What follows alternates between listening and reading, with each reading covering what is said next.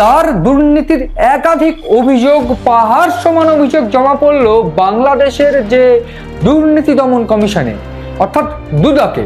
এই যে বাংলাদেশের দুর্নীতি দমন কমিশন, সেই কমিশনের কাছে যে সমস্ত অভিযোগ জমা পড়ছে তা যদি আক্ষরিক অর্থে দেখা যায় তাহলে সেটা কয়েকশো হাজার কোটি টাকার দুর্নীতি শুধু ইউনূসই করেননি।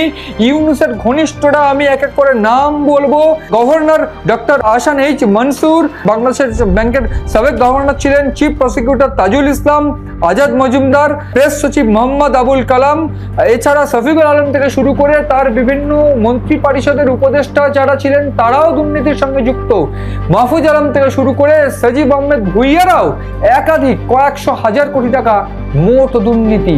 এই অভিযোগ এক এক করে জমা পড়তে শুরু করেছে এবং জানিয়ে রীতিমতো উদ্বিগ্ন তারেক রহমান অর্থাৎ বাংলাদেশের নবনির্বাচিত প্রধানমন্ত্রী। তিনি এই মুহূর্তে এই গোটা বিষয়টাকে সরজমিনে দেখছেন বলে তথ্য উঠে আসছে।